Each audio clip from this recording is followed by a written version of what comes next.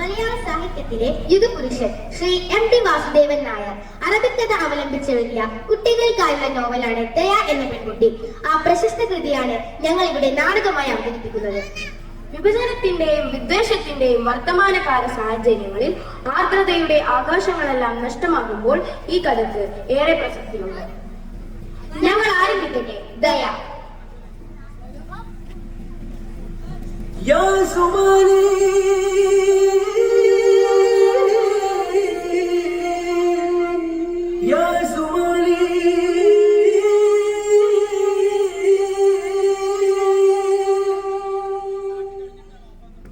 استمعوا قصتي يسمع لي قلبي سرورا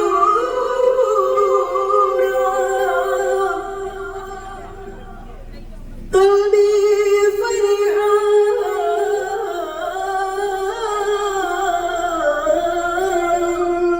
استمعوا قصتي മരുഭൂമിയിലേതൊരാവിൽ കഥ കേട്ടിരുന്നു നമ്മൾ, കൊണ്ടുപോയി ദൂരേക്കിന പരവതാനി നമ്മെ. നിലാവ് പാടുമിശകൾ മരുമാരിയേറ്റുപാടി, മണൽ കാത്തു വീശി താഴെ മഴവില്ലു പൂത്തുവാനിൽ.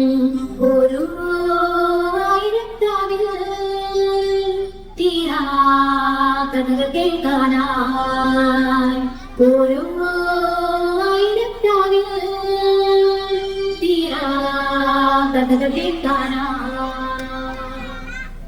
മഞ്ഞ തൂവണ രാത്രി, ജീവൻ കയ്യിലേന്തിയ രാത്രി, ചൊല്ലി ഓരോ നാടോടും ശീൽ കേട്ടു കേൾക്കഥ.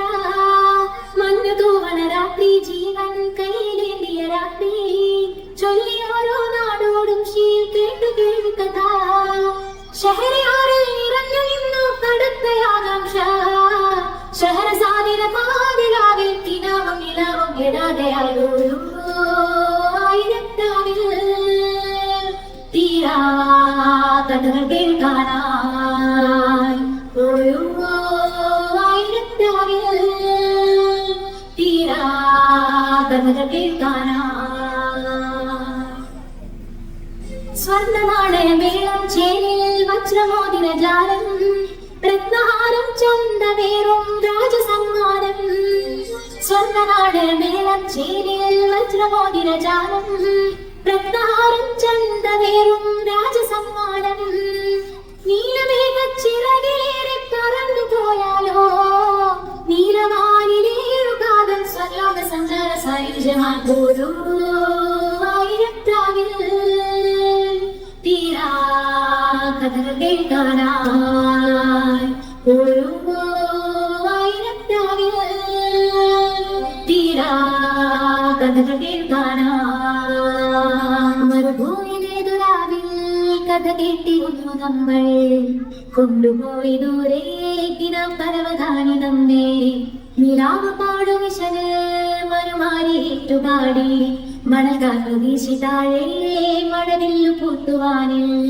ഓരോ ആയിരത്താവിൽ തീരാ കഥകൾ കേൾക്കാനായി, ഓരോ ആയിരത്താവിൽ തീരാ കഥകൾ കേൾക്കാനായി, ഓരോ ആയിരത്താവിൽ തീരാ കഥകൾ കേൾക്കാനായി, ഓരോ ആയിരത്താവിൽ തീരാ കഥകൾ കേൾക്കാനായി.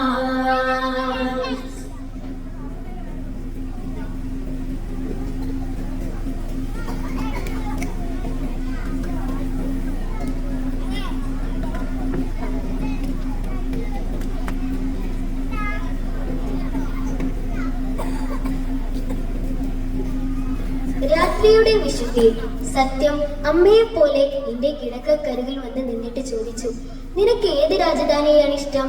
ഞാൻ പറഞ്ഞു, കഥയുടെ രാജധാനി, 1001 രാത്രികൾ.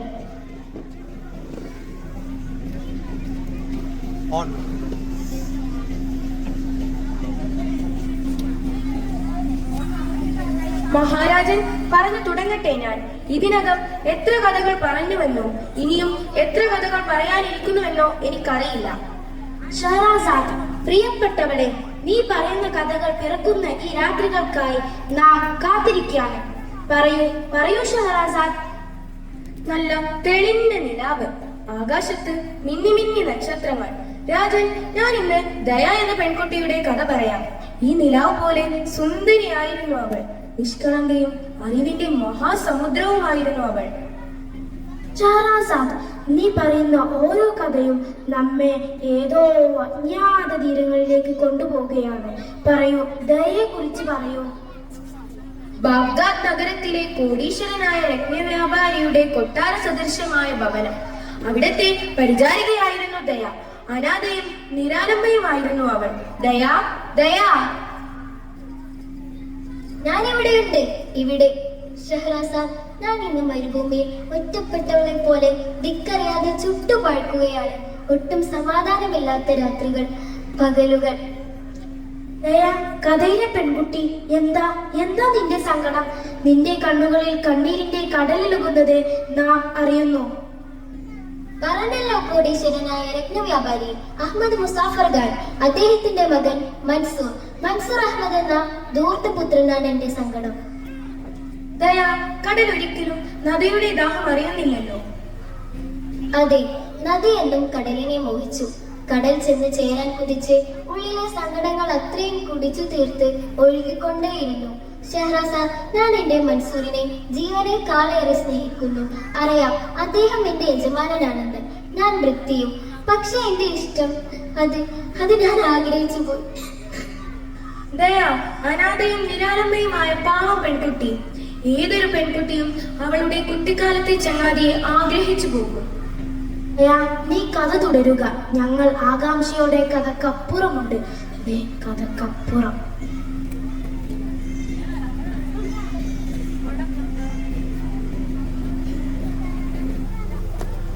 കണ്ടില്ലേ മൻസൂറിനെ? അതിസമ്പന്നതയുടെ സുഖലോലുമതയെ സ്വയം മറന്നങ്ങനെ. ദയാ, ഞാൻ ധൂർത്തപുത്രൻ. എന്നെ അങ്ങനെയല്ലേ എല്ലാവരും വിളിക്കുന്നത്? കേളവൻ വ്യാപാരിക്ക് അന്ത്യകാലത്ത് പിറന്ന തല തെറിച്ച വിത്ത്. ഞാൻ പിറന്ന പാടെ ഉമ്മയുടെ പാട്ടിന് പോയി. ഉമ്മയുടെ അന്തകൻ ഈ ഞാൻ. എന്റെ സങ്കടം, എന്റെ വേദനകൾ ഞാൻ ആരോടാ പറയാ? നശിക്കുക ഒരു രക്ഷയുമില്ല. ഒരാൾ നശിക്കാൻ മാത്രം തീരുമാനിച്ചാൽ പിന്നെ മറ്റൊരാൾക്കും രക്ഷിക്കാനാവുകയില്ല. സർവേശ്വര, എന്റെ യജമാനനെ നേർവഴിക്ക് നയിക്കണമേ. പാവം പെണ്ണെ, പ്രാർത്ഥിച്ചോ. ഞാൻ നേർവഴിക്കല്ലാതെ വൈതെറ്റിയ ഇങ്ങനെ പറക്കും. ചിറകുകളിൽ സംഗീതമായി ഞാൻ ഇങ്ങനെ പറക്കും, സുഖത്തിന്റെ പരദീസയിലൂടെ. കഴിഞ്ഞോ നാശം. എവിടെ വീഞ്ഞേ, എവിടെ കറുപ്പേ? ചോദിച്ചത് കേട്ടില്ലേ? കൊണ്ടുവരാൻ.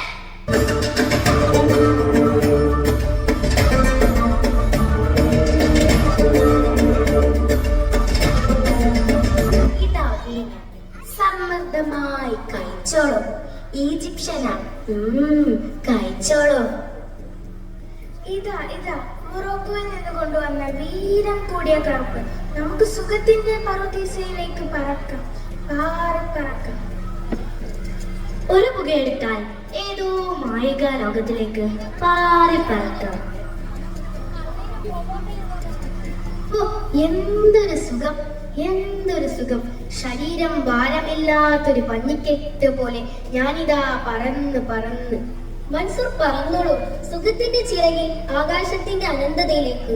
ഒന്നോർക്കുക, അങ്ങയുടെ വീഴ്ച അതിഭയാനകവും ഭീകരവുമായിരിക്കും. ദുരന്തത്തിന്റെ അഗാധ ഗർത്തത്തിലേക്കായിരിക്കും ചെന്ന് പതിക്കുക. ദയാ, നിനക്ക് തെറ്റി. ഞാൻ ചെന്ന് പതിക്കുക സുഖസമൃദ്ധിയുടെ മഹാസമുദ്രത്തിലേക്കാണ്. ദയാ, നിനക്കറിയോ, അളവറ്റ സമ്പത്തിന്റെ ഉടമയാണ് ഈ ഞാൻ. 10 തലമുറ ആഘോഷിച്ച് തിമിർത്ത് ജീവിച്ചാലും ഇളകാത്ത മുതൽ എന്റെ പിതാവ് സമ്പാദിച്ചു വെച്ചിട്ടുണ്ട്. ഇതാ കണ്ടില്ലേ, കൊട്ടാരം പോലുള്ള വീട്, പരിചാരകരുടെ നീണ്ട നിര. കണ്ടോ, അറ്റമില്ലാതെ കാരക്കയും മുന്തിരിയും വിളഞ്ഞു നിൽക്കുന്ന തോട്ടങ്ങൾ, നിരനിരയായി ബംഗ്ലാവുകൾ, ആഭരണശാലകൾ. മോനെ, നീ ദുരന്തം കൈകളിലെടുത്താണ് അമ്മാനമാടുന്നത്. നീ ഞങ്ങളെ ഒന്ന് അനുസരിക്ക്. നാടിന്റെ നാനാഭാഗങ്ങളിൽ നിന്നും എത്ര പണ്ഡിതരാണ് നിനക്ക് അറിവ് നൽകാനായി എത്തിയിട്ടുള്ളത്. എന്നിട്ടോ വളരെ നേരങ്ങളിൽ വീഞ്ഞിന്റെ ലഹരിയിലും ഉറക്കം തൂങ്ങി. മൻസൂർ, ഒന്നറിയുക, വിദ്യ, അറിവ് അതൊരിക്കലും ഇളകാത്ത മുതലാണ്. അതേടാ, അറിവ് എക്കാലവും ഒരു പവിഴം പോലെ പ്രകാശിച്ചുകൊണ്ടേയിരിക്കും. മോനെ മൻസൂർ, നീ ലഹരിയിൽ മുങ്ങിച്ചാവരുത്. മോനെ, എനിക്കറിയാം നീ വീണ്ടും വീണ്ടും തെറ്റിലേക്കാണ് വഴുതി വീഴുന്നത് എന്ന്. അപേക്ഷയാണ്, ഇനിയും വൈകിയിട്ടില്ല. തെറ്റുകൾ തിരിച്ചറിഞ്ഞ്. ഓ ദയാ, ഒന്ന് മിണ്ടാതിരിക്കുന്നുണ്ടോ? തുടങ്ങും വെളുപ്പിൽ രണ്ടും കൂടി ഉപദേശവുമായി കേട് കേട് ഭ്രാന്ത് പിടിക്കുന്നു. എന്താ മോനെ പിണങ്ങിയോ ഞങ്ങളോട്? ഇട മോനെ, നിന്നെ കുറിച്ചാണ് എനിക്ക് പേടി. ഞാൻ നിന്നെ ഒരുപാട് ലാളിച്ചു. ആണും പെണ്ണായിട്ട് ആകെയാണ് ഒരു ആട്ടരിയ. ആ ലാളന നിന്നെ അലസനാക്കി നശിപ്പിച്ചു. എന്റെ കാലശേഷം അത് ഓർക്കുമ്പോഴാ മോനെ മനസ്സോ, ഇനി അധിക കാലമൊന്നും ഞാൻ ജീവിച്ചിരിക്കില്ല. മോൻ ആ കാര്യങ്ങളൊക്കെ തിരിച്ചറിയണം.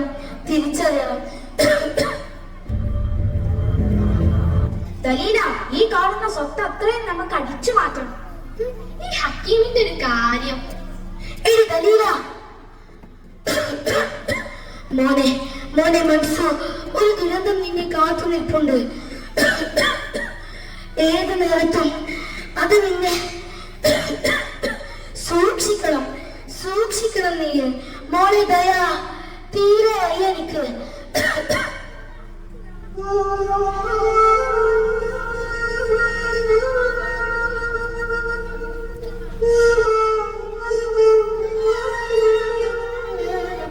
സങ്കടം ഉണ്ടല്ലടാ, സാരില്ല. പ്രായമായാലേ ഇങ്ങനൊക്കെ ഉണ്ടാവും. നീ നിലവറയിലേക്ക് ചെല്ല്, സങ്കടം മാറ്റാൻ നിനക്ക്. അവിടെ മുന്തിയതരം വീരിരിപ്പുണ്ട്. പോരാത്തത് വീരം കൂടെ കറുപ്പും. എടാ, ഈ ജീവിതം എന്ന് പറയുന്നത് ഇങ്ങനെ സങ്കടപ്പെട്ടിരിക്കാനുള്ളതല്ല, ആഘോഷിച്ച് തീർക്കാനുള്ളതാ. ചെല്ലടാ. ഒരു ഏഴാമേ പൊന്നുമോനും ദലീല, നീ ആ ചെക്കനെ കൊഞ്ചിച്ചിലാണ് ഹലാക്കിലാക്കും. നടക്കടാ. ഹക്കീം, ആ നശിച്ച ചെക്കനെ ഞാൻ നനച്ചു കുഴച്ച ഒരു പരുവത്തിലാക്കും. ഏതാണ്ട് സ്വത്തൊക്കെ ചെക്കൻ ബോധം കെട്ടിക്കെടുക്കുന്ന നേരത്തെ രേഖകൾ ഒപ്പിട്ട് വാങ്ങിയിട്ടുണ്ട്. ഹക്കീം, ഇത് ദലീല, ഞാൻ ഇതാ മോൻ. ഇവിടെ ഈ ദുനിയാവില് അന്നെപ്പോലെ ലക്ഷണം കെട്ട തെറ്റി ലക്ഷണമൊത്തൊരു പെണ്ണിനെ നമ്മൾ കണ്ടിട്ടില്ലേ? വേണ്ട, വീണേറ്റ് കിടന്ന് ഉരുളണ്ട. ആ ഹക്കീം, ആ കിളവിന് ഇനി അധിക കാലം ജീവിക്കാൻ പോണില്ല. എന്നിട്ട് വേണം ഈ കാണുന്ന സ്വത്ത് അത്രയും സ്വന്താക്കാൻ. ദലീല, എന്ത് പറഞ്ഞിടേ നീ? എടാ ഹക്കീം, കൂടെ നിന്നിട്ട് നിന്നെ ഞാൻ ഒന്ന് മാറി വെക്കടാ. കിളവൻ ചൊറിഞ്ഞോണ്ട് വരും. വയസ്സ കാലത്ത് അടങ്ങിയിരുന്നോണോ? അയ്യോ, ആള് കാഞ്ഞ പോയിട്ടോ. റുക്കാത്ത അഹമ്മദ്ക്ക് പോയേ. അല്ലാ, നിനക്ക് ആരാണത് പഠിച്ചവനെ?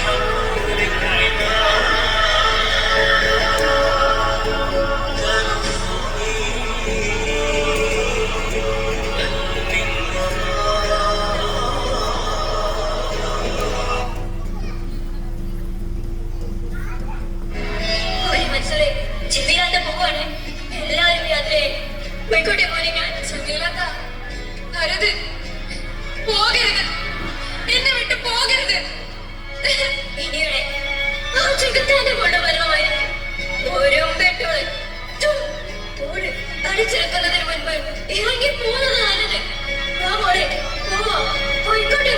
പോയിക്കോട്ടെ ഞങ്ങൾ.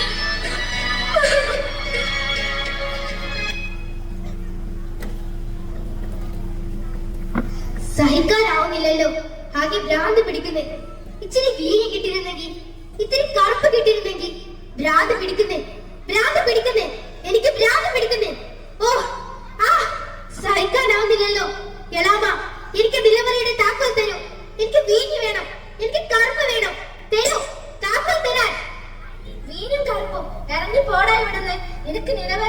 താക്കോൽ വേണല്ലേ? ഏത് നിലവറ? എല്ലാം നീ ആഘോഷിച്ചു തീർത്തില്ലേ? ഈ കാണുന്ന സ്വത്ത് അത്രയും കടന്നു പോടാ. എടാ, ഇനി നിനക്കുള്ളതേ ആ കാണുന്ന തെരുവ. അയ്യോ തല്ലല്ലേ, ആൾക്കാശിന് വകയില്ലാത്ത തെണ്ടികൾക്കുള്ളത്. അയ്യോ ഉപദ്രവിക്കല്ലേ എന്നെ. എടാ, അയ്യോ അരുത്, അയാളെ ഒന്നും ചെയ്യരുത്. അപേക്ഷയാ, ഞങ്ങൾ പോയിക്കോളാം, എവിടെയെങ്കിലും പോയി ജീവിച്ചോളാം. അനുസരിക്കുന്നതാ നിങ്ങൾക്ക് നല്ലത്, അല്ലെങ്കിൽ ഈ വാൾ അതിന് മറുപടി തരും. ഓർമ്മയിരിക്കട്ടെ.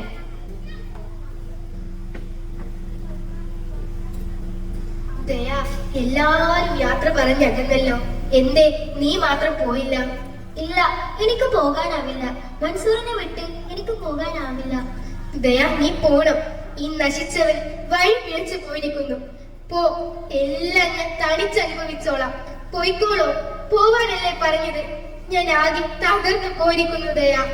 മൻസൂർ, വിധി ആഞ്ഞടിക്കുമ്പോൾ തളരാതെ സ്വയം കരുത്താർജിച്ച് പിടിച്ചു നിൽക്കണം. അറിയോ, കൊടുങ്കാറ്റടിക്കുമ്പോഴാണ് കൊച്ചുമരങ്ങൾ വേരുറപ്പിക്കാൻ പഠിക്കുന്നത്. മൻസൂർ, നാം തോൽക്കില്ല, തളരില്ല, പിടിച്ചു കയറണം നമ്മൾ. ആ, നാളെ വെള്ളിയാഴ്ച ബസ്രയിൽ അടിമച്ചന്തയാണ്. എന്നെ അവിടെ കൊണ്ടുപോയി വിൽക്കണം. 12,000 ദിനാറിനെ എന്നെ അവിടെ ലേലത്തിൽ വിലപേശി വിൽക്കണം. ദയ, നീ എന്താ ഈ പറയുന്നേ? നിന്നെ വിൽക്കാനോ? അതും ലേലത്തിൽ? അതെ, വിൽക്കണം. ആ കാശിനെ അവിടെ നിന്ന് വല്ല കച്ചവടവും തുടങ്ങണം. പിന്നെ പിന്നെ നാം പിടിച്ചു കയറും.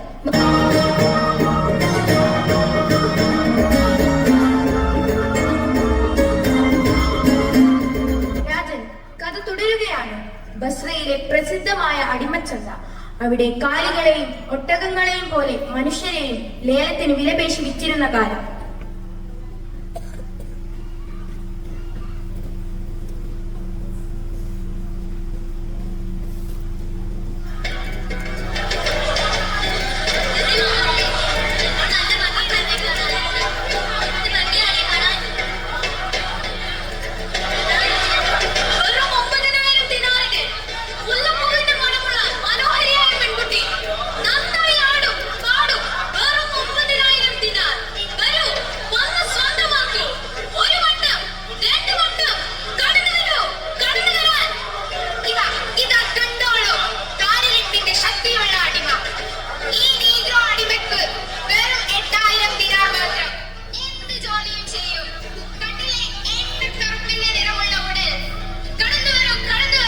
മൻസൂർ, കണ്ടില്ലേ എല്ലാവരും ലേലം വിളിക്കുന്നത്?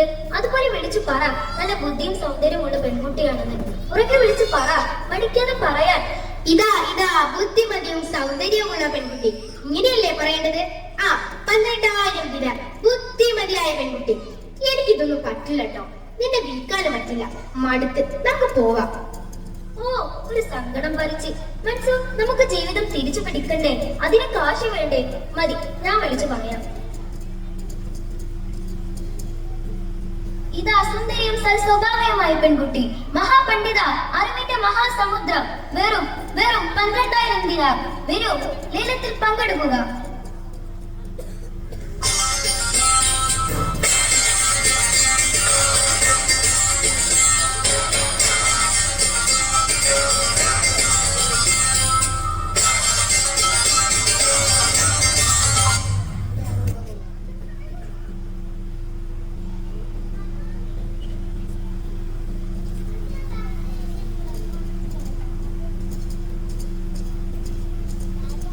അതിപ്രശസ്തനായിരുന്ന ഹാറൂൺ റഷീദ് എന്ന സുൽത്താൻ ബാഗ്ദാദ് ഭരിക്കുന്ന കാലമായിരുന്നു അത്. വെറുമൊരു കൗതുകത്തിനാണ് ദയയെ സുൽത്താൻ ലേലത്തിലെടുക്കുന്നത്. ഇനി സുൽത്താന്റെ അരമനയിലേക്ക്. അന്നത് ഓർമ്മയുണ്ടല്ലോ, ചക്രവർത്തി തിരുമനസിന്റെ ഹൃദയവിശാലത എല്ലാവർക്കും അറിയുന്നതാണ്. പക്ഷെ അതുപോലെ തന്നെ പ്രസിദ്ധമാണ് അദ്ദേഹത്തിന്റെ കോപവും. അത് കാട്ടുതീ പോലെ ആളിപ്പടരും. ദയ, വലിയ അവകാശവാദങ്ങളുമായി വന്നാൽ നീ ഒരു നാട്ടുകാരിയാണെന്ന് അദ്ദേഹം തിരിച്ചറിഞ്ഞാൽ പിന്നെ ഈ ഉടലിൽ തല കാണില്ല. ഓർമ്മയിരിക്കട്ടെ. ദയ, എനിക്കെന്തോ വല്ലാതെ പേടി തോന്നുന്നു. നമുക്ക് ലേലത്തിൽ കിട്ടിയ കാശ് തിരിച്ചു കൊടുത്ത് ക്ഷമ ചോദിച്ച് തിരിച്ചു പോവാം. എന്തിന് മടങ്ങി പോകണം? എനിക്ക് എന്നെ നല്ല വിശ്വാസമുണ്ട്. മൻസൂർ, അങ്ങ് ഓർക്കുന്നോ, നാടിന്റെ നാനാഭാഗങ്ങളിൽ എത്തിയ മഹാപണ്ഡിതന്മാർ? അവർ നിങ്ങൾക്ക് അറിവ് പകർന്നു തരുമ്പോൾ നിങ്ങൾ വീഞ്ഞിന്റെയും കറുപ്പിന്റെയും ലഹരിയിൽ ഉറക്കം തൂങ്ങുകയായിരുന്നു. അറിവായിരുന്ന എന്റെ ലഹരി, എന്റെ ദാഹം. ഞാൻ എല്ലാം കേട്ട് പഠിക്കുകയായിരുന്നു. ധൈര്യമായിട്ടിരുന്നു, ഒന്നും സംഭവിക്കില്ല. മൻസൂർ, ദയ, ചക്രവർത്തി തിരുമനസും മഹാപണ്ഡിതനും ഇതാ എഴുന്നള്ളുന്നു.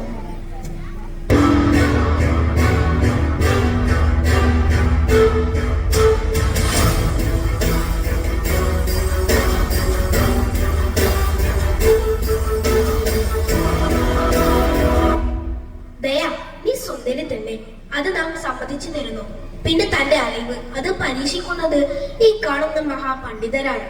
നമുക്ക് തുടങ്ങാം. കണ്ടില്ലേ, മണ്ണിര പോലൊരു പെണ്ണ്. ദയ, മണ്ണിരക്കും വിഷം വെക്കുന്ന കാലമാണിത്. മണ്ണിര അത് നേർത്ത് നീണ്ടിരിക്കുന്നുണ്ടെങ്കിലും മണ്ണിലൊക്കെ ജൈവ സംസ്കൃതി നിലനിർത്തുന്നുണ്ട്. ആ ചെറുജീവി മണ്ണിന്റെ തനിമയാണ് ആ പാവം നിലനിർത്തുന്നത്. അറിയോ, കൃഷിയില്ലെങ്കിൽ നാമില്ല, പ്രപഞ്ചമില്ല. മഹാപണ്ഡിത, നമ്മുടെ നഗ്ന നേത്രങ്ങളിൽ ദൃശ്യമല്ലാത്ത തീരെ ചെറിയ ജീവികൾ പോലും പങ്കുവെക്കുന്നുണ്ടെന്നറിയുക. അതുകൊണ്ട് ആരെയും ചെറുതായി കാണാതിരിക്കുക.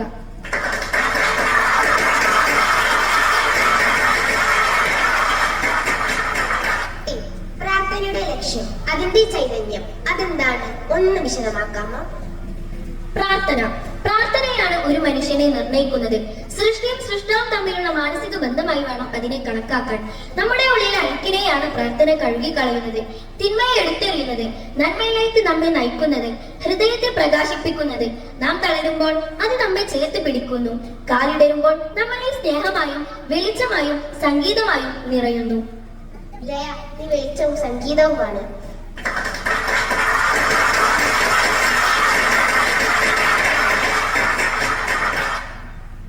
ദയ, ഇനി ഒരു മനക്കണക്ക് ചോദിക്കാം. മനക്കണക്ക്. ഒരു കൂട്ടൻ പക്ഷികൾ മരത്തിൽ വന്നിരുന്നു. അപ്പുറത്തെ മരച്ചില്ലയിൽ ഒരൊറ്റ പക്ഷിയും വന്നിരുന്നു. ആ ഒരു ഒറ്റ പക്ഷി ചോദിച്ചു, നിങ്ങളും നിങ്ങളുടെ പകുതിയും അതിൽ പകുതിയും ഞാൻ ചേർന്നാൽ 100. അങ്ങനെയാണെങ്കിൽ നിങ്ങൾ എത്ര? എത്ര എളുപ്പമുള്ള ചോദ്യമാണത്. 36. ദയ, നിന്നെ ഞാൻ സമ്മതിച്ചിരിക്കുന്നു. ഞാൻ പെട്ടെന്ന് കുറെ ചോദ്യങ്ങൾ ഒന്നിച്ചു ചോദിക്കും. ഒന്നിച്ചു തന്നെ മറുപടിയും തരണം എനിക്ക്. തേനിനേക്കാൾ മധുരമുള്ളതെന്ന്, വിഷത്തേക്കാൾ വേഗം ശരീരത്തിൽ കലരുന്നതെന്ന്, ഒരു നിമിഷത്തെ സുഖമെന്ന്, ശമനമില്ലാത്ത രോഗമെന്ന്, വായിക്കാൻ കഴിയാത്ത മാനക്കേടെന്ന്. പെട്ടെന്ന് തന്നെ മറുപടി തരണം എനിക്ക്. മഹാപണ്ഡിത, വഴിയായി ഉത്തരം പറഞ്ഞു തരാം ഞാൻ. കേട്ടോളൂ. കുഞ്ഞുങ്ങളുടെ സ്നേഹത്തിന് തേനിനേക്കാൾ മാധുര്യമുണ്ട്. നമ്മുടെയൊക്കെ നാവിന് വാളിനേക്കാൾ മൂർച്ചയുണ്ട്. കറുകറുത്ത നോട്ടങ്ങൾ വിഷത്തേക്കാൾ ശക്തിയേറിയതാണ്. അത് നമ്മെ ആഴത്തിൽ മുറിക്കും. കാമത്തിന്റെ സന്തോഷം ഏതാനും നിമിഷം മാത്രമേ കാണൂ. തീരാ ദാരിദ്ര്യമാണ് ജീവിതത്തിന്റെ അനാഥത്വം. ക്ഷമാനമില്ലാത്ത രോഗമാണ് ബുദ്ധി. മായ്ക്കാൻ കഴിയാത്ത മാനക്കേട്, മക്കൾക്ക് പറ്റുന്ന കളങ്കം.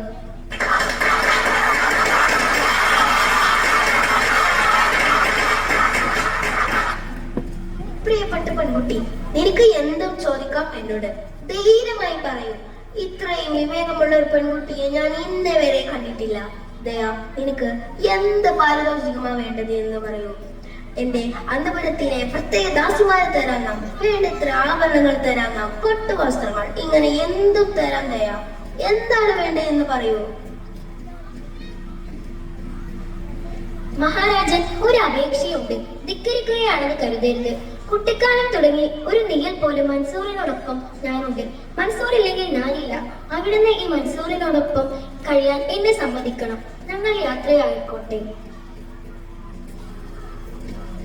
അതെ രാജൻ, എന്നെ നാശത്തിന്റെ ലോകത്തേക്ക് വലിച്ചെറിഞ്ഞ ചില തിരുമനസ്സെ, ചിലതൊക്കെ തിരിച്ചു പിടിക്കാനുണ്ട് ഞങ്ങൾക്ക്.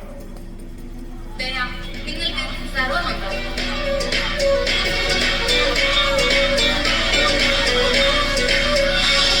ദയ, സത്യത്തിൽ ഞാൻ ഇപ്പോഴാണ് ജീവിതം എന്താണെന്ന് തിരിച്ചറിയുന്നത്, ജീവിച്ചു തുടങ്ങുന്നത്. ലഹരിയിൽ അമർന്ന് ബോധമില്ലാതെ സ്വയം നഷ്ടപ്പെട്ട് ഒന്ന് ഓർക്കാൻ കൂടെ വയ്യ. മൻസൂർ, പഴയതൊക്കെ ഓർത്ത് മനസ്സ് വിഷമിപ്പിക്കരുത്. ഇത് കഥയുടെ പുതിയ അധ്യായമാണ്. പഴയ ആ ഇടുകളൊക്കെ എന്നോ മറിഞ്ഞു കളഞ്ഞു. ദയ, പിന്നെന്തല്ലോ, നീ നെയ്യുന്ന പർവ്വതാനികൾ ആളുകൾ ഇഷ്ടപ്പെട്ടു തുടങ്ങിയിട്ടുണ്ട്. ആവശ്യക്കാർ ഇപ്പോൾ ഒരുപാടുണ്ട്. നമ്മുടെ കഷ്ടപ്പാടുകൾ മാറാൻ പോവാ.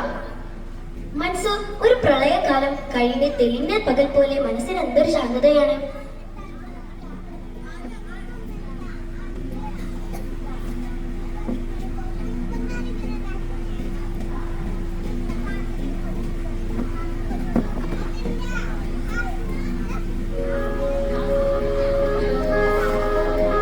തിന്മകൾക്ക് മേൽ നന്മയുടെ ജയം, അതാണ് ഈ കഥ തരുന്ന പാഠം. ഇവിടെ തിന്മകൾ തിമിർത്താക്കുമ്പോൾ ആർദ്രമായ മനസ്സ് നാം കാത്തു സൂക്ഷിക്കണം. അതാണ് ദയ. അറിവും വിവേകവും ബുദ്ധിയും